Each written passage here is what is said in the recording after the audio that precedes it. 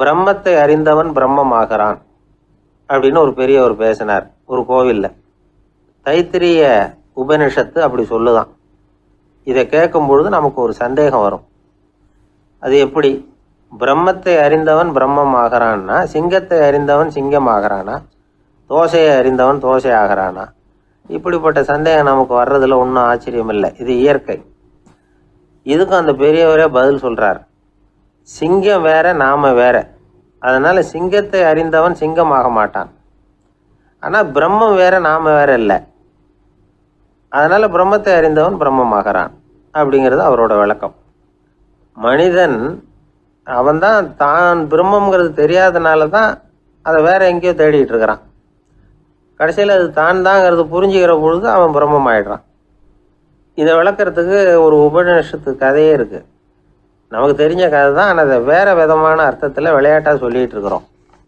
ஒரு சமயம் ஒரு 10 நண்பர்கள் ஒரு காட்டு வழியாக போய்கிட்டு இருக்கிறாங்க. குறுக்க ஒரு நதி, அதை கடந்து அடுத்த பக்கம் போகணும். எல்லாரும் ஒரு வழியாக கடந்து அடுத்த கரைக்கு போய் சேர்ந்துட்டாங்க. அங்கே போய் சேர்ந்ததுக்கு அப்புறம் எல்லாரும் பத்திரமா வந்து சேர்ந்துட்டோமா அப்படின்னு தெரிஞ்சுக்கிறதுக்காக எண்ணி பார்க்குறான் அந்த கூட்டத்து தலைவன். அவங்க மொத்தம் 10 பேர். ஆனால் அவன் எண்ணி பார்க்குறப்போ 9 தான் வருது. ஏன்னா அவன் தன்னை விட்டுவிட்டான். எதிரில் நிற்கிறவங்கள மட்டுமே எண்ணுறான். ஐயோ 10வது ஆள் எங்கேங்கிறான், பதறான். சரி நீ இரு, நான் எண்ணி பார்க்குறேன்னு சொல்லிவிட்டு இன்னொருத்தன் வந்து எண்ணுறான். அவனும் தன்னை விட்டுட்டு எண்ணுறான். 9 தான் வருது. எல்லாரும் கொய்யோ முறையோன்னு கத்த ஆரம்பிச்சிட்டாங்க. அந்த சமயத்தில் ஒரு பெரியவர் அந்த பக்கமாக வர்றார். என்ன விஷயம்னு விசாரிக்கிறார். 10வது ஆளை 6 அடிச்சுட்டு போட்டுது அப்படின்னு சொல்லி இவங்க அழறாங்க. சரி அழாதீங்க அப்படின்னு சொல்லி அந்த தலைவனை பார்த்து இப்படி வாங்குறார். வர்றான். இப்போ எனக்கு முன்னாடி ஒரு தரம் எண்ணு பார்க்கலாம்ங்கிறார். 1 2 3ன்னு ஆரம்பித்து 9ல் வந்து முடிக்கிறான். உடனே பெரியவர் நீ தான் அந்த 10வது ஆள் அப்படிங்கிறார். இது உண்மை. நாம தான் அது. நாம தான் நம்மளை வேற எங்கேயோ தேடிட்டு இருக்கிறோம். நாம் எங்கேயோ தேடிட்டு இருக்கிறோமே, அந்த பிரம்மம் நாம தான். இப்படி ஒரு பெரிய உண்மையை விளக்கிறதுக்காக தான் அப்படி ஒரு கதை சொல்லப்பட்டது. ஆனால் அதை வந்து நாம் வேறு விதமாக வேடிக்கையாக உபயோகப்படுத்திக்கிட்டு இருக்கிறோம். எப்படி தெரியுமா? ஒரு ஆத்தங்கரையில் ஒரு 10 பேர் முழிச்சுக்கிட்டே நின்றுக்கிட்டு இருந்தாங்களாம். அந்த பக்கமாக வந்த ஒருத்தன் ஏன் இப்படி முழிச்சுக்கிட்டு நிற்கிறீங்கன்னு கேட்டிருக்கிறான். எங்களுக்கு நீச்சல் தெரியாது, நாங்கள்லாம் அடுத்த கரைக்கு போய் சேரணும் அப்படின்னு நாங்களாம். சரி நான் கொண்டுட்டு போய் விடுறேன். எல்லாரும் அக்கறைக்கு போய் சேர்ந்த உடனே ஆளுக்கு ₹1 வீதமாக மொத்தம் ₹10 எனக்கு கொடுக்கணும் அப்படின்ட்டுருக்கான் இவன். சரின்னு ஒத்துக்கிட்டாங்க. இவன் ஒவ்வொருத்தராக கையை பிடிச்சி மெதுவாக ஆற்றுல இறக்கி அழைச்சிட்டு போயிட்டான். 9 பேரை கரை சேர்த்துட்டான். 10வது ஆள் பாதி ஆற்றுல போயிட்டு இருக்கிறப்போ திடீர்னு வெள்ளம் வந்துட்டுது. புடி நழுவி போச்சு. கையை விட்டுட்டான். வெள்ளம் அடிச்சுட்டு போட்டுது. அழைச்சிட்டு வந்தவன் நீச்சல் அடித்து தட்டு தடுமாறி கரைக்கு வந்து சேர்ந்துட்டான். கரையில் இருந்தவங்களுக்கு இந்த விஷயம் தெரியாது. இருந்தாலும் இவன் உடம்பு பூரா நனைஞ்சி கொஞ்சம் அதிகமாக மூச்சு வாங்க நின்றுக்கிட்டு இருந்தானா, ஏங்க ஏன் இப்படி மூச்சு வாங்குது, என்ன விஷயம் அப்படின்னு கேட்டாங்களாம். அதுக்கு இவன் கொஞ்சமாக அலட்டிக்காமல் சொன்னானா, வேற ஒன்றும் இல்லை, நீங்கள் கொடுக்க வேண்டிய ₹10ல் ₹1 குறைஞ்சி போச்சு அவ்வளவுதான் அப்படின்னானா. ஏங்க எங்கே போயிட்டு வரீங்க அப்படின்னு கேட்டேன். எனக்கு வேண்டப்பட்ட ஒருத்தரை பார்த்து. ஆஸ்பத்திரிக்குன்னார். எந்த ஆஸ்பத்திரிக்குன்னே? மாட்டு ஆஸ்பத்திரிக்குன்னார். என்ன விஷயம்னே? மாமனாருக்கு உடம்பு சரியில்லை, அதுதான் மாட்டு ஆஸ்பத்திரிக்கு போயிட்டு வரேன்னார். அட பாவி, அதுக்கு அந்த ஆஸ்பத்திரிக்கா போவாங்க அப்படின்னு ஆச்சரியமா. அட அது இல்லைப்பா, முதல்ல எங்கள் குடும்ப டாக்டர் தான் தேடிக்கிட்டு போனேன். அவர் அந்த நேரத்தில் அவர் வளர்க்குற நாய்க்குட்டிக்கு உடம்பு சரியில்லைன்னு சொல்லி அதை தூக்கிக்கிட்டு மாட்டு ஆஸ்பத்திரிக்கு போயிட்டாராம் சொன்னாங்க. அதனால் அங்கே போய் அவரை சந்தித்து விஷயத்தை சொல்லிவிட்டு வர்றேன்னார். அப்புறம் தான் எனக்கு கொஞ்சம் நிம்மதியாக இருந்தது. பொதுவாக நமக்கு தெரிஞ்ச வரையில் டாக்டர்கள் 2 வகை. நமக்கு வைத்தியம் பண்ணுற டாக்டர்கள் ஒரு வகை, நம்மக்கிட்ட இருக்கிற ஆடு மாடு கோழிக்கு வைத்தியம் பண்ணுற டாக்டர்கள் ஒரு வகை. இப்போ தான் எனக்கு தெரியும் இன்னொரு வகையான டாக்டர்களும் உண்டுங்கிறது. அது யாருன்னா பூச்சிகளுக்கு வைத்தியம் பண்ணுற டாக்டர்கள், அதாவது பூச்சி டாக்டர்கள். வெளிநாடுகளில் அப்படிலாம் கூட சில பேர் இருக்கிறாங்க. பிரிட்டனில் யார்க்ஷயர் வட்டாரத்தில் ராதர்ஹாம் அப்படின்னு ஒரு ஊர். அங்கே ஒரு விலங்கியல் மருத்துவர் பேர் டாக்டர் லான்ஸ் ஜெப்சன். அவர் ஆஸ்பத்திரி வாசலில் பார்த்தீங்கன்னா தினமும் நிறைய பேர் நின்றுக்கிட்டு இருப்பாங்க. கையில் கண்ணாடி குடுவை, தகர டப்பா இப்படி ஏதாவது இருக்கும். அதுக்குள்ளே ஏதாவது பூச்சிகள் இருக்கும். அதுக்கு வைத்தியம் பண்ணுறதுக்காக வந்தவங்க தான் அவங்க எல்லாம். சிலந்தி பூச்சி, பல்லி, தேளு, பாம்பு இப்படி ஏதாவது இருக்கும். பொழுதுபோக்காக சில பேர் நாய், பூனை, கிளி, மைனா, புறா இப்படி ஏதாவது வளர்க்குறாங்கல்ல, அது மாதிரி இப்போல்லாம் தேளு, பல்லி, பாம்பு, பூச்சி இதையெல்லாம் வளர்க்க ஆரம்பிச்சிட்டாங்களாம். இது ஒரு புது ஃபேஷன். இப்போ கூண்டுக்குள்ளே டப்பாக்குள்ளே போட்டு வளர்க்குறது, அதுக்கு ஏதாவது நோய் வந்துட்டுதுன்னா வைத்தியம் பண்ணுறதுக்கு டாக்டர்கிட்ட வந்துட வேண்டியது, இப்படி இந்த பழக்கம்லாம் நிறையா வந்துட்டுது. ரத்தம் உறிஞ்சிற அட்டைகள் கூட இவங்ககிட்ட வைத்தியத்துக்கு வருதான். சிலந்திகளில் செங்கால் சிலந்தின்னு ஒரு வகை. மத்திய அமெரிக்க காடுகளில் இது அதிகம். சிலந்திகள்லேயே ரொம்ப விலை உசந்தது இந்த ரகம்தான். கால்களில் சிவப்பு கோடுகள் இருக்கும். இந்த இனம் இப்போ குறைஞ்சிக்கிட்டே வர்றதுனால சர்வதேச விதிகளின்படி இவற்றின் ஏற்றுமதி இறக்குமதிக்கு தடை விதிக்கப்பட்டிருக்குது. அதனால் இதை வளர்க்குறவங்க வீட்டுக்குள்ளேயே இனவிருத்தி மூலமாக பெருக்கி விற்பனை பண்ணிட்டு வராங்களாம். அந்த வகை சிலந்திகள் தான் இப்போ வைத்தியத்துக்கு அதிகமாக வருதான். சரி, இதுக்கெல்லாம் எப்படி வைத்தியம் பண்ணுறாங்க? முதல்ல அதை குளிர்பதன பெட்டியின் வழுவழுப்பான சுவரில் விட்ட உடனே அதெல்லாம் மெதுவாக இறங்கி வரும். அப்போ அதன் நோயை கண்டுபிடிக்கிறது சுலபம். அப்புறம் அதுக்கு கிருமிகளை கொல்லக்கூடிய மருந்துகளையோ வலி நிவாரண மருந்துகளையோ கொடுப்பாங்க. கால் உடைஞ்ச சிலந்திகளுக்கு பசையை கொண்டு ஆப்ரேஷன் பண்ணுவாங்க. சில சிலந்திகளுக்கு உடைஞ்ச காலை எடுத்துட்டா புதிய கால் வளர்ந்துடும். சிலந்திகளை மனிதர்கள் கையில் எடுக்கிறப்போ அது பயந்து போய் கீழே குதிக்குது. அதனால் கால் உடஞ்சி விடுது, இல்லைன்னா வயிறு சேதமடையுது. அந்த நிலைமையில் வர்ற சிலந்திகளுக்கு மயக்க மருந்து கொடுத்து ஆப்ரேஷன்லாம் கூட பண்ணுறாங்களாம். பார்த்தீங்களா பூச்சிகளுக்கு வந்த வாழ்வே. நம்ம ஊர்லேயும் வீடுகளில் பூச்சிகள் வளர்க்குறது உண்டு. ஒருத்தர் வந்தார், எனக்கு 3000 கரப்பாம்பூச்சி அவசரமாக தேவைப்படுது, எங்கே கிடைக்கும்னு கேட்டார். கரப்பாம்பூச்சியா? அது என்னத்துக்குன்னு கேட்டோம். அது வேற ஒன்றும் இல்லை, நான் குடியிருக்கிற வாடகை வீட்டை காலி பண்ண போகிறேன். வீட்டு சொந்தக்காரர் என்ன சொல்கிறாருன்னா, இந்த வீட்டுக்கு நான் குடி வந்தப்போ எப்படி இருந்ததோ அதே நிலைமையில் விட்டுட்டு போகணும்னு வீட்டுக்காரர் சொல்லியிருக்கிறார், அதனால தான் கேட்டேன் அப்படின்னார். உலகத்தில் எது எதுக்கோ ஆராய்ச்சி கூடங்கள் இருக்குதுல்ல, அது மாதிரி தூக்கத்தை பற்றி ஆராய்ச்சி பண்ணுறதுக்கு ஒரு ஆராய்ச்சி கூடம் இருக்குது. அப்படி ஆராய்ச்சி பண்ணணும்னா அதுக்கு மூழ்கிக்கிட்டு இருக்கணும்ல. அதனால தான் அந்த ஆராய்ச்சி கூடம் இங்கே இல்லை. அமெரிக்காவில் பாஸ்டன் பல்கலைக்கழக மருத்துவமனையில் அது இருக்குது. அங்கே தூக்கத்தை பற்றி பலவிதமான ஆராய்ச்சிகள் பண்ணிகிட்டு இருக்கிறாங்க. அந்த ஆராய்ச்சி கூடத்தில் இயக்குனராக இருக்கிற ஒரு நிபுணர், அவர் என்ன சொல்கிறார் தெரியுமா? உங்களுக்கு தூக்கம் வரலையா, நீங்கள் நல்லா தூங்குறதுக்கு தாராளமாக சில யோசனைகளை என்னால் சொல்ல முடியும் அப்படிங்கிறார். யோசனை தானே, காசா பணமாக கேட்டு வச்சுக்கலாமே. உணவு, மனநிலை, தூங்கும் இடத்தோட சூழ்நிலை, படுக்கைக்கு செல்றப்போ உள்ள பழக்க வழக்கங்கள், இது காரணமாக ஒருத்தருக்கு தூக்கம் வராமல் போகலாம். தூக்கம் வராததுக்கு இதுதான் காரணம்னா அதையெல்லாம் சுலபமாக கட்டுப்படுத்தலாங்கிறார் அவர். தூக்கத்தை வரவழைக்கக்கூடிய ஒரு நல்ல மருந்து உடற்பயிற்சி. ஆனால் ஒன்று, படுக்க போகிற நேரத்தில் இது மாதிரி உடற்பயிற்சிகள் எல்லாம் செய்யக்கூடாது. கொஞ்சம் முன்னாடி பகல்லையே இந்த பயிற்சிகளை செய்கிறது நல்லது. தூக்கம் வராமல் அவதிப்படுறவங்க பிற்பகல் நேரங்களில் காஃபி, டீ இது மாதிரி பானங்களை சாப்பிடக்கூடாது. மது அருந்துறது கூட தூக்கத்தை பாதிக்கும். வெது வெதுப்பான நீரில் குளிக்கிறது, தியானத்தில் ஈடுபடுறது, ஓய்வாக இருக்கிறது, படுக்கிறது, அதாவது படுக்கிறதுக்கு முன்னாடி ஒரு கோவலை பால் சாப்பிட்றது, இதெல்லாம் தூக்கத்தை வரவழைக்கிறது ரொம்ப உதவியாக இருக்கும். இன்னொரு விஷயம் என்னென்னா, தூங்கி ஆகணுமேங்கிற கவலை வேண்டியதில்லை. அப்படி நினச்சி கவலைப்படுறதை விட்டுடணும். தூக்கம் வரலையா, உடனே படுக்கையை விட்டு எழுந்திரிக்க வேண்டியது.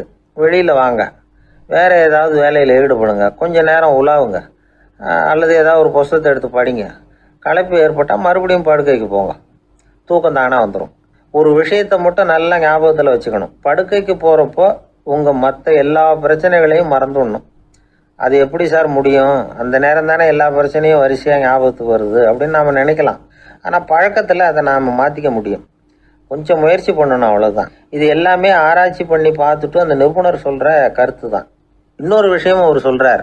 அது என்னென்னா, உடல் கோளாறு காரணமாக தூக்கம் வராமல் அவதிப்படுறவங்களுக்கெல்லாம் இந்த யோசனைகள் சரியாக வராது அப்படிங்கிறார்.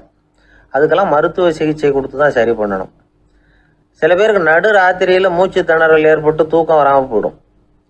ஊரெல்லாம் தூங்குறப்ப தான் மட்டும் தூங்காமல் மூழ்கிட்டு இருக்கிறது, ஊரெல்லாம் மூழ்கிட்டு இருக்கிறப்போ தான் மட்டும் தூங்குறது, இது மாதிரி கோளாறுகளால் சில பேர் பாதிக்கப்படலாம். காலு தசை முறுக்கிக்கிறதுனால சில பேருக்கு அடிக்கடி விழிப்பு வரலாம். மன அழற்சி காரணமாக சில பேருக்கு தூக்கம் வராது. இது மாதிரி கோளாறுகளுக்கெல்லாம் அதுக்கு தகுந்த மாதிரி சிகிச்சை கொடுத்து தான் சரி பண்ண வேண்டியிருக்கும். எந்த கோளாறும் இல்லாமல் தூக்கம் வரலைன்னா ஆரம்பத்தில் சொன்ன முறைகளை கடைபிடிச்சு பார்க்கலாம். தூக்கம் வந்ததுன்னா யோசனை சொன்ன அந்த நிபுணருக்கு நன்றி சொல்லலாம். ஒருத்தர், ஏன் சார் பஸ்ஸில் தூங்குறது கெட்ட பழக்கமானு கேட்டார்.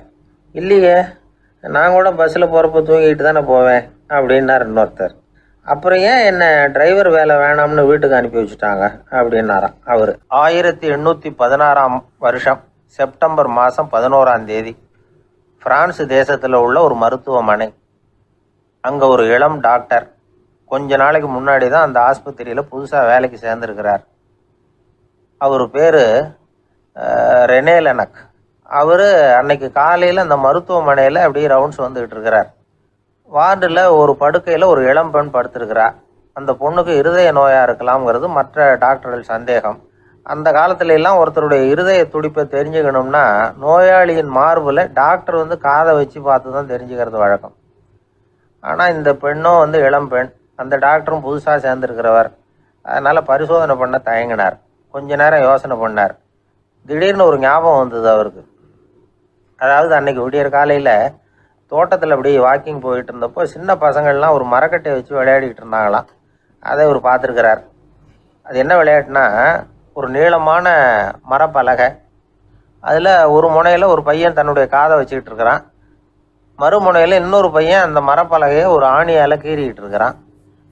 ஒரு முனையில் ஆணியால் கீறும் பொழுது மறுமுனையில் காதை வச்சிருக்கிற பையனுக்கு அந்த சத்தம் துல்லியமாக கேட்குது. அந்த டாக்டருக்கு காலையில் பார்த்த இந்த விளையாட்டு ஞாபகத்துக்கு வந்துட்டுது. உடனே என்ன பண்ணார் தெரியுமா? ஒரு நீளமான காகிதத்தை எடுத்தார். அதை அப்படியே உருளை மாதிரி உருட்டினார். ஒரு முனையை அந்த நோயாளியின் மார்பில் இடது பக்கம் வச்சார், இன்னொரு முனையில் தன்னுடைய காதை வச்சார். என்ன ஆச்சரியம்! நோயாளியின் மார்பில் நேரடியாக காதை வச்சு கேட்குறத விட துல்லியமாக கேட்டுது இதய துடிப்பு. இதய துடிப்பு மட்டும் இல்லை, மூச்சு இழுத்து விடுறது, திரவ பொருள்களின் அசைவு, எல்லா சத்தமும் தெளிவாக கேட்குது. கிரேக்க மொழியில் ஸ்டெத்தாஸ் அப்படின்னா மார்பு, ஸ்கோப்பின் அப்படின்னா பார்ப்பதுன்னு அர்த்தம். அதனால் டாக்டர் ரெனே லெனக் தான் கண்டுபிடிச்ச கருவிக்கு ஸ்டெத்தஸ்கோப் அப்படின்னு பேர் வச்சார். அவரே முதல் மாடலையும் செஞ்சார். அளவு ரொம்ப பெருசாக இருந்தது, சுலபமாக எடுத்துகிட்டு போகிறது கஷ்டம், அது அவ்வளோ கஷ்டமாக இருந்தது அது. அதனால் அவரே அதை அப்புறம் 2 பிரிவாக தயார் பண்ணார். இது 2 துண்டையும் டாக்டர் தன்னோட கோட்டு பாக்கெட்டில் வச்சுக்கலாம், தேவைப்படுறப்ப எடுத்து ஒன்றா சேர்த்துக்கலாம். இப்படி தான் அவர் ஆரம்பத்தில் பண்ணார். தன்னுடைய இந்த கண்டுபிடிப்பை பற்றி அவர் ஒரு புத்தகம் எழுதினார். நிறைய விற்றுது, புகழும் பணமும் சேர்ந்தது. பணமும் புகழும் சேர்ந்தது மாதிரியே அவருக்கு ஒரு நோயும் சேர்ந்தது. அது என்ன நோயின்னு கண்டுபிடிக்கிறதுக்கும் அவர் கண்டுபிடிச்ச கருவி தான் உபயோகப்பட்டு தான். அவரே அதை கண்டுபிடிச்சார். அவருக்கு வந்திருந்தது காச நோய். 1826 வருஷம் ஆகஸ்ட் மாதம் 13ஆம் தேதி உலகத்தின் முதல் ஸ்டெதஸ்கோப்பை கண்டுபிடிச்ச டாக்டர் ரெனே லெனக் காலமானார். அவர் சாகிறதுக்கு முன்னாடி மரத்தால் செஞ்சு வச்சுருந்த ஸ்டெதஸ்கோப்பை தனக்கு வேண்டியப்பட்ட ஒரு டாக்டர்கிட்ட கொடுத்து, என்னுடைய சொத்துக்கள்லேயே ரொம்ப வசந்தது அப்படின்னு சொன்னாராம். அதுக்கப்புறம் 3 வெள்ளைக்காரங்க சேர்ந்து இந்த கருவியில் சில மாற்றங்களை பண்ணாங்க. ஆனால் 1829 லண்டனில் டாக்டர் நிக்கோலஸுங்கிறவர் ஒரு காதால் இதய துடிப்பை கேட்குறத விட டாக்டர் 2 காதாலையும் கேட்குறது தான் சரியாக இருக்கும் அப்படின்னு ஒரு கருத்தை வெளியிட்டார். அதுக்கப்புறம் ரொம்ப காலம் கழித்து 1852 ஜார்ஜ் காமான் அப்படிங்கிறவர் ரப்பர் டியூபுகளை உபயோகப்படுத்தி 2 காதாலையும் கேட்குற மாதிரி ஒரு புதிய வடிவத்தை அதுக்கு கொடுத்தார். அதுக்கு பிறகு அது படிப்படியாக எவ்வளவோ மாற்றங்கள் இருந்தாலும் ஆரம்பத்தில் டாக்டர் ரெனே லெனக் உருவாக்கின அடிப்படை மாடலை யாரும் மாற்றி அமைக்கலைங்கிறது தான் முக்கியமான விஷயம். நமக்கு தெரிஞ்ச ஒரு ஆஸ்பத்திரி, அதில் ஒரு நோயாளி, காலை நேரத்தில் நர்ஸு அந்த பக்கமாக போயிட்டு இருந்தாங்க. அதை பார்த்துட்டு ஒரு நர்ஸுன்னு கத்துறார். நர்ஸு அவசரமாக ஓடி என்ன விஷயம்னு கேட்டாங்க. சிஸ்டர், இங்கே பாருங்கள், உங்கள் டாக்டரை என் நெஞ்சில் ஒரு காதை வச்சு கேட்டுக்கிட்டு இருக்கிறார் அப்படின்னார் நோயாளி. சிஸ்டர் பதட்டப்படாமல், அதனால் என்ன, இந்த டாக்டர் பழமையான விஷயங்களில் ரொம்ப நம்பிக்கை உள்ளவர், அதனால் ஸ்டெதாஸ்கோப்பை உபயோகப்படுத்தாமல் காதை வச்சு கேட்குறார், அது ஒன்றும் தப்பு இல்லை அப்படின்னாங்களாம். ஐயோ, அதுக்காக இல்லை சிஸ்டர், இவர் என் நெஞ்சு மேலே தலையை வச்சது நேற்று ராத்திரி 9 மணி, இப்போ விடிஞ்சு போச்சு, இன்னமும் தலையை எடுக்கவே இல்லை, அதுக்காக தான் சந்தேகப்பட்டு உங்களை கூப்பிட்றேன் அப்படின்னாராம். எதிர்காலத்தை நினச்சா எனக்கு ரொம்ப பயமாக இருக்குது சார் அப்படின்னு சொல்கிறவங்க நிறைய பேர் இருக்கிறாங்க. அதாவது பயப்படாத மனிதர்கள்னு யாருமே கிடையாது. ஒவ்வொருத்தருக்கும் ஒவ்வொரு விதமான பயம் இருந்தாலும் ஒட்டுமொத்தமாக பார்க்குறப்போ மனிதனுக்கு 6 விதமான பய உணர்வுகள் வரலாம் அப்படின்னு பெரியவங்க சொல்கிறாங்க. எல்லா விதமான பயமும் இந்த 6 வகைக்குள்ள அடக்கம். அந்த 6 வகை பயமும் 6 எதிரிகள் மாதிரியாம். 6 எதிரிகளையும் புரிஞ்சுக்கிட்டோம்னா போதும், வாழ்க்கையில் சுலபமாக வெற்றி அடைய முடியும். சரி, அந்த 6 வகை பயம் என்னென்ன அப்படின்னு பார்ப்போம். முதல்ல வறுமை பற்றிய பயம், 2வது பழிச்சொல் பற்றிய பயம், 3வது உடல் நலம் பாதிப்பு பற்றிய பயம், 4வது என்னன்னா காதல் தோல்வி, 5வது முதுமை, 6வது மரணம். அதாவது பயப்படுறதுங்கிறது ஒரு மனநிலை தான். இந்த மனநிலையை கட்டுப்படுத்த முடியும், திசை திருப்ப முடியும். சரி, இந்த பயங்களின் அறிகுறிகள் எப்படி இருக்கும்? வறுமை பற்றிய பயம் அப்படின்னு முதல்ல சொன்னோம் இல்லையா, அந்த பயத்தின் அறிகுறிகளை தெரிஞ்சுக்குவோம். எதுலேயும் அக்கறை இல்லாமல் இருக்கிறது, ஒரு குறிக்கோள் இல்லாமல் இருக்கிறது, வறுமையை சகிச்சுக்கிறது, வாழ்க்கையில் கிடைக்கிறது எதுவாக இருந்தாலும் ஆட்சேபனை இல்லாமல் ஏற்றுக்கிறது, மனசாலும் உடம்பாலும் சோர்ந்து போயிருக்கிறது, ஆர்வம், முனைப்பு, கற்பனை திறன் எதுவுமே இல்லாமல் இருக்கிறது. இதெல்லாம் தான் அந்த வறுமை பற்றிய பயத்தின் அறிகுறிகள். அந்த அடுத்தது ஒன்று பார்த்தோமே, பழிச்சொல் பற்றிய பயம். அதாவது அடுத்தவங்க நம்மளை குறை சொல்லி விடுவாங்களோ அப்படிங்கிற பயம். இதுக்கு அறிகுறி என்ன தெரியுமா?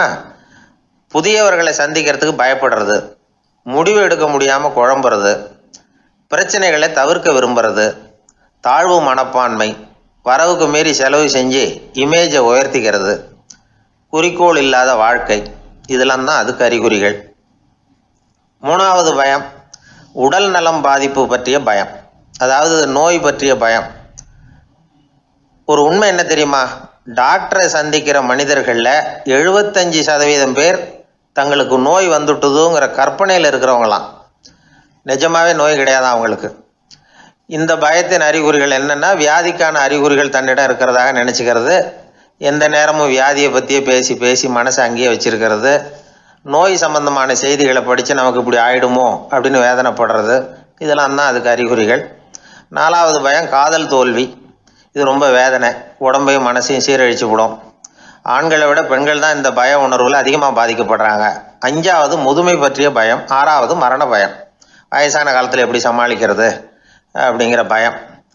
ஆக இதையெல்லாம் நாம் புரிஞ்சிக்க வேண்டியது ரொம்ப அவசியம். இந்த 6 வகை பயங்களை சரியாக புரிஞ்சுக்கிட்டு நாம் நடந்துக்கணும். வாழ்க்கையின் முன்னேற்றத்துக்கு இந்த பயங்கள் முட்டுக்கட்டே ஆகிடக்கூடாது. உழைச்சி பணம் சேர்க்கணும், உற்சாகமாக மனசை வச்சுக்கணும். மனசை கட்டுப்படுத்துகிற மார்க்கம் தெரிஞ்சுக்கிட்டா போதும், எல்லாம் சரியாக வந்துடும். நம்ம ஆள் ஒருத்தன் சொன்னான், சார் எனக்கு வறுமை பற்றிய பயம்தான் இருந்தது, ஒரே ராத்திரியில் 30,000 ரூபா தயார் பண்ணிவிட்டேன், இப்போ எனக்கு இன்னொரு பயம் வந்துட்டுதுன்னா. என்ன பயம்னு கேட்டாங்க. போலீஸு கண்டுபிடிச்சிருமோங்கிற பயம்னா. இது இந்த பயத்தில் அடங்காது. அதனால் அஞ்சி அஞ்சி சாவார், அஞ்சாத பொருள் இல்லை அப்படின்னு பாரதி சொன்னார் இல்லையா, அது மாதிரி பயத்தை புரிந்து கொண்டு அதற்கு தகுந்த மாதிரி நம்முடைய வாழ்க்கையை அமைத்து கொள்ள வேண்டும். அப்படி அமைத்து கொள்ளுகிறவர்களுக்கு வெற்றி நிச்சயம். அந்த காலத்துல எல்லாம் படிக்கிறதுங்கிறது எப்படி தெரியுமா? குருகுல வாசம் செஞ்சு படிக்கணும். ஆசிரியருங்கிறவர் ஆசிரமத்தில் இருப்பார். அங்கே போய் அவருக்கு தொண்டுகள் செய்யணும், துணிகள்லாம் துவைச்சி போடணும், தூங்கும்போது காலை பிடிச்சி விடணும், புழுக்கமாக இருந்தால் விசிறி மட்டை எடுத்து விசிறணும். அப்படியே அப்பப்போ அவர் சொல்லிக் கொடுக்குற பாடத்தையும் கற்றுக்கணும். அவர் சொல்லிக் கொடுக்குற பாடங்களை ஓலைச்சுவடிகளில் எழுதிக்கணும். இதுதான் குருகுல வாசம்ங்கிறது. இப்போ மாதிரிலாம் கிடையாது. ஆக குருகுல வாசம்ங்கிறது மனசையும் பண்படுத்தும், அறிவையும் பண்படுத்தும். அப்படி ஒரு பயிற்சி அது. அந்த காலத்தில் பஞ்சபாண்டவர்கள் ஒரு குருகுலத்தில் படிக்க போனாங்களாம். ஏற்கனவே அங்கே ஒரு 15 பேர் இருந்திருக்கிறாங்க. இவங்களையும் சேர்த்து மொத்தம் 20 பேர்.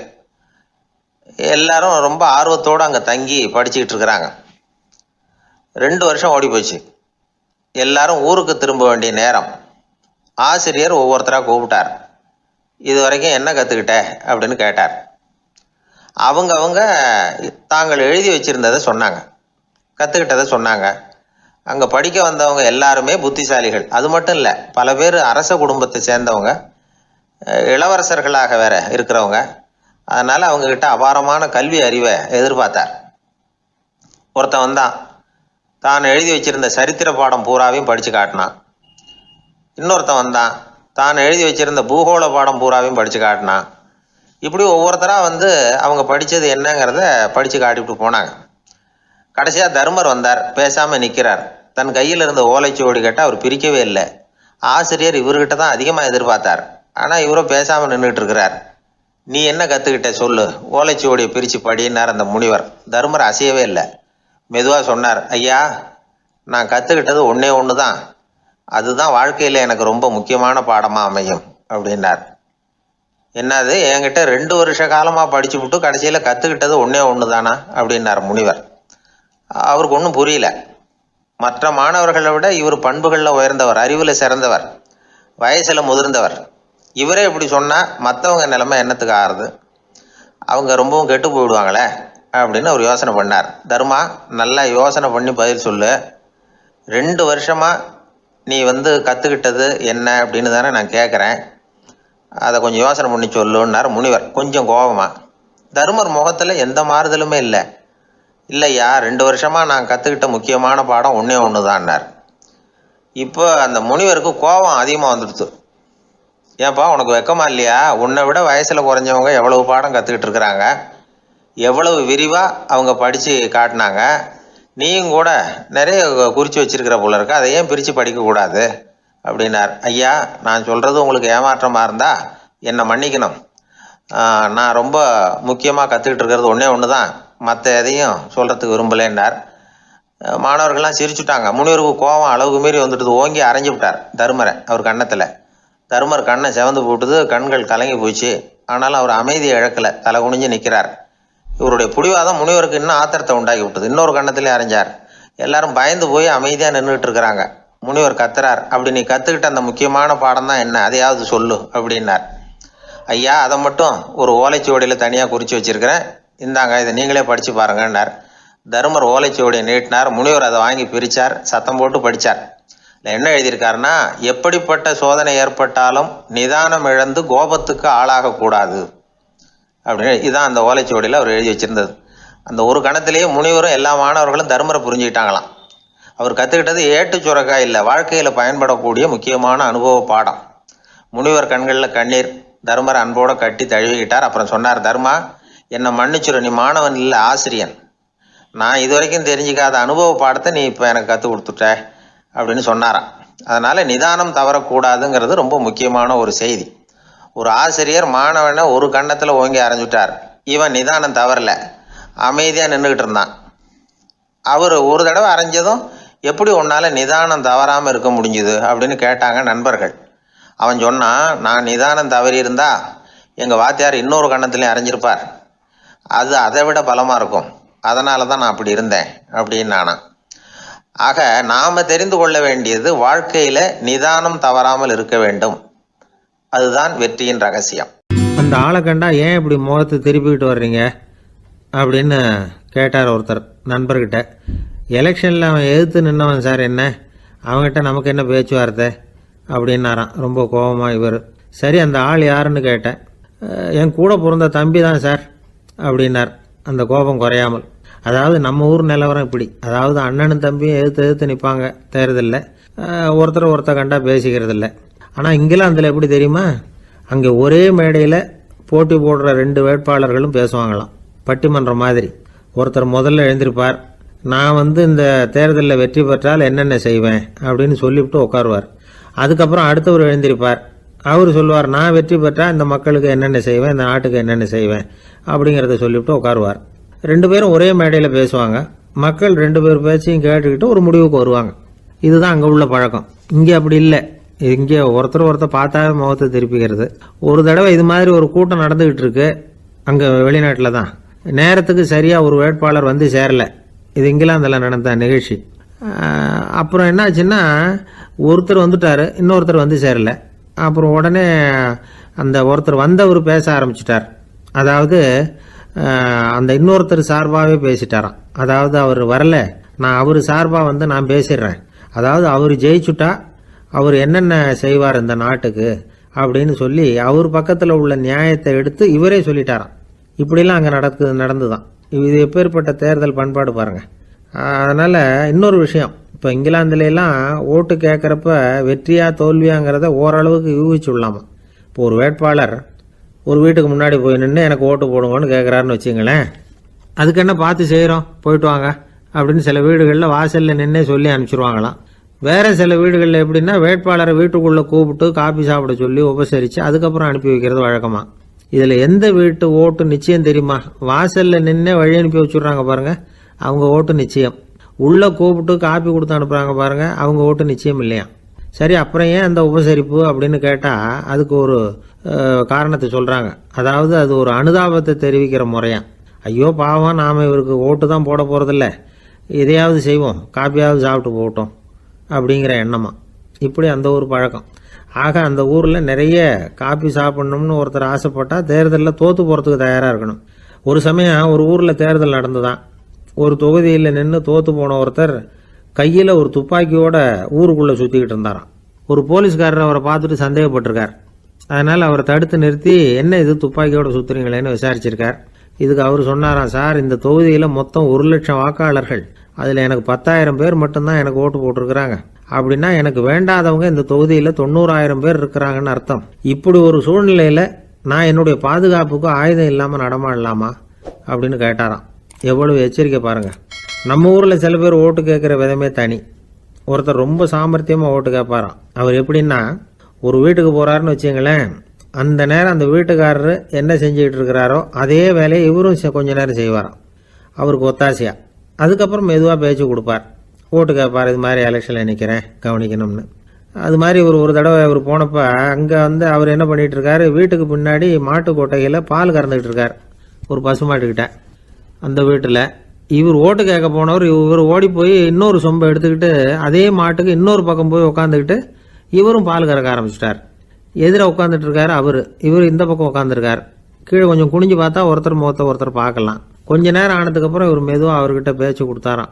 இது மாதிரி நான் எலெக்ஷனில் நிற்கிறேன், நீங்கள் ஓட்டு போடணும், அதுக்காக தான் வந்தேன்னாராம். அது முடியாதுங்களேன்னாராம் அவர். ஏன்னு கேட்டிருக்கார். நான் இந்த வீட்டுக்காரன் இல்லை, நானும் உன்ன மாதிரி ஓட்டு கேட்க வந்தவன் தான் அப்படின்னாராம் அவர். ஒரே ஒரு ஊரில் ஒரு ராஜா இருந்தாராம். அவர் நிறைய சம்பாதிக்கணும்னு திட்டம் போட்டார். தனக்காக சம்பாதிக்கணும்னு நினைக்கல, தன்னுடைய நாட்டுக்காக சம்பாதிக்கணும் அப்படின்னு நினைச்சார். அரசாங்க கருவூலத்தில் கையிருப்பு குறைச்சலாக இருந்தது. மக்கள்கிட்ட வரி விதிச்சாகணும், வேற வழி இல்லை. ஆனாலும் அந்த ராஜா மக்கள் கஷ்டப்படக்கூடாது அப்படின்னு நினைக்கிறவர்.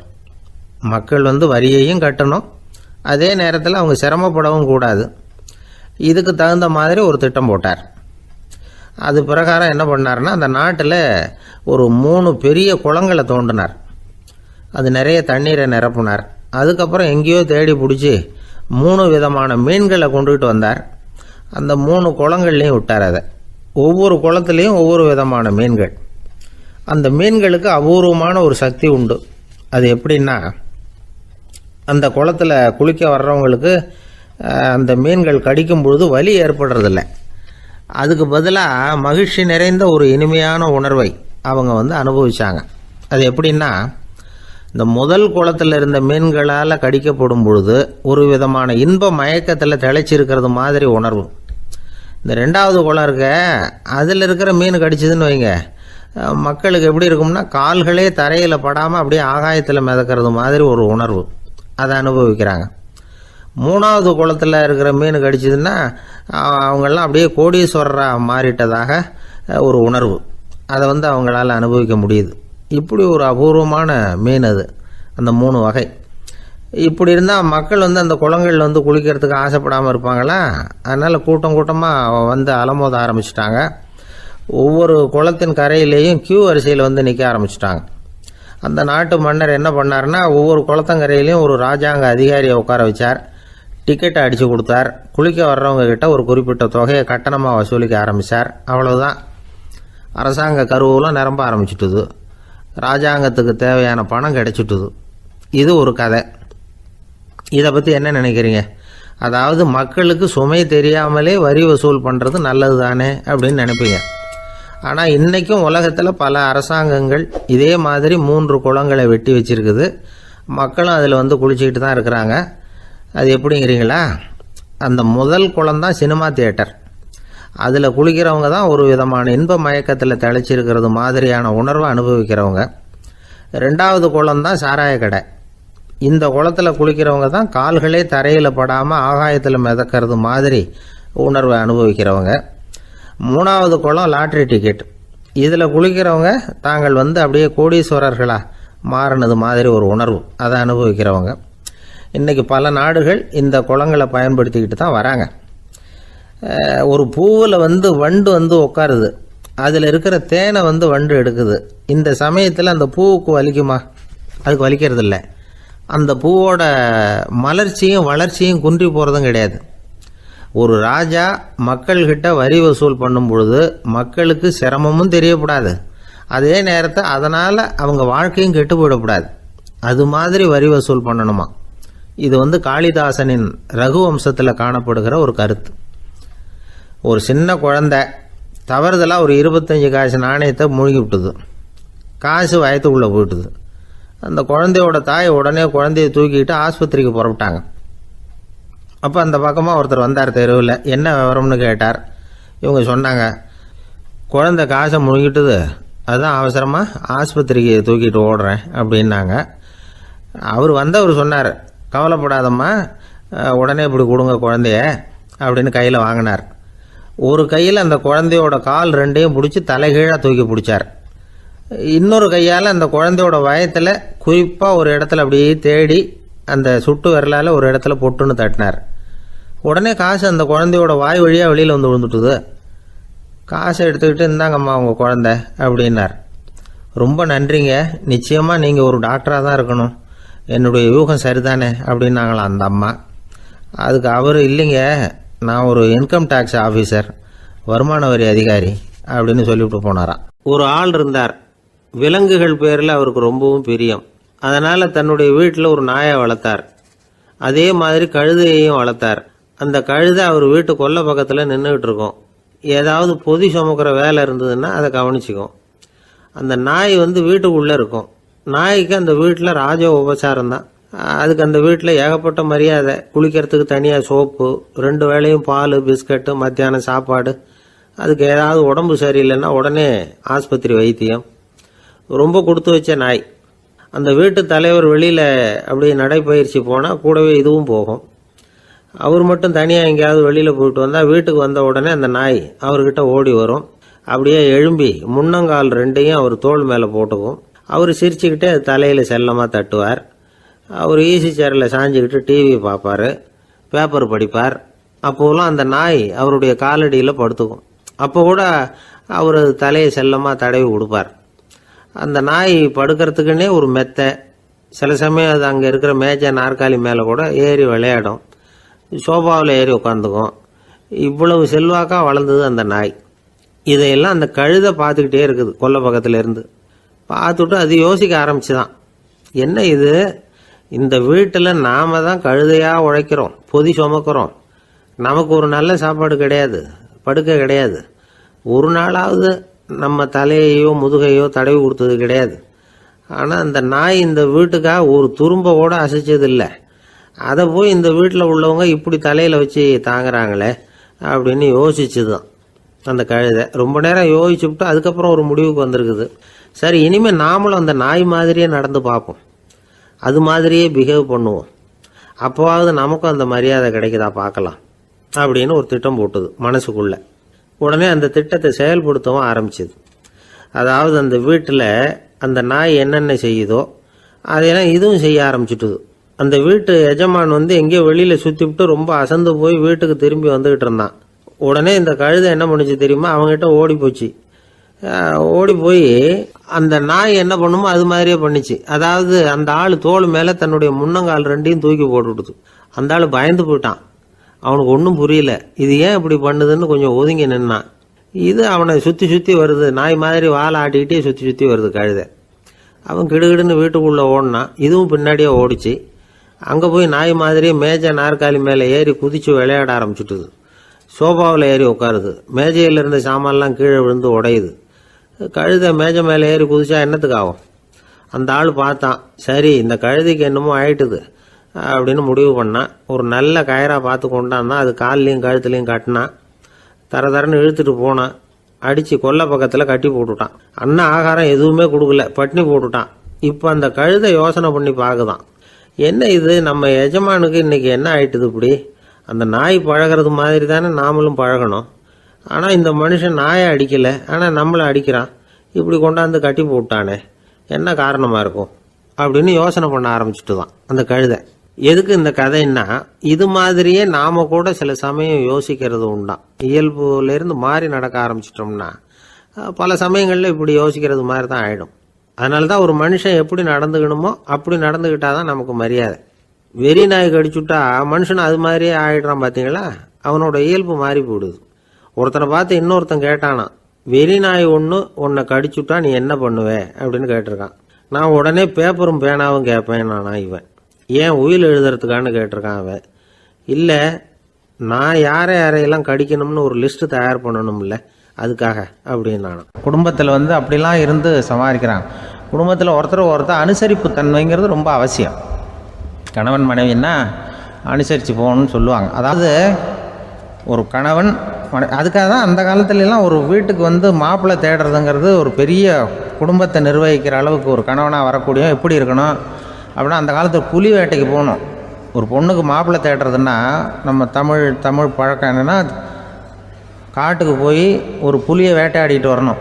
அந்த புலி பல்லு அல்லது நகத்தை கொண்டுட்டு வரணும் அந்த இளைஞன். அதை வீட்டில் கொடுப்பான். அதை தான் கட்டி அதை இதாக கட்டுவாங்க, மாலையாக போடுவாங்க, தாலியாக கட்டுவாங்க.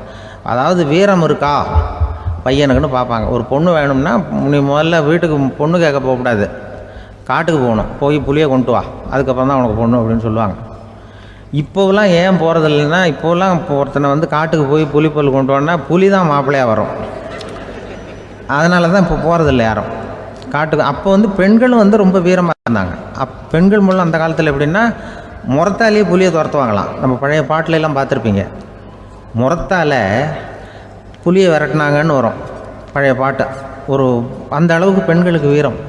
இப்போ கல்யாணம் ஆகி இந்த காலத்தில் ஒரு கணவனை விரட்டிட்டு வந்தாங்களாம் முறத்தை எடுத்துக்கிட்டு. ஒரு மனைவி அவன் பயந்துட்டு வெளில ஓடி வரான். பின்னாடி முறத்தை எடுத்துகிட்டு அந்த அம்மா ஓடி வருது. இவனை தனியாக பிடிச்சி கொண்டு போய், என்னப்பா இந்த மனைவிட்டு இப்படி பயந்து ஓடி வரியே, முறத்தால் துரத்துறா இப்படி வரியே அப்படின்னு தான் அவன் அப்படியே தடுமாறிக்கிட்டு, அதெல்லாம் ஒன்றும் இல்லை, அவன் என்னை புலியாக நினைக்கிறா அப்படின்னு ஒரு பெருமையாக சொல்லிட்டானான். அந்த காலத்தில் புலியை தான் முறத்தால் விரட்டினாங்க, இப்போ புருஷனை விரட்டுறாங்க அப்படின்னு சொல்லி.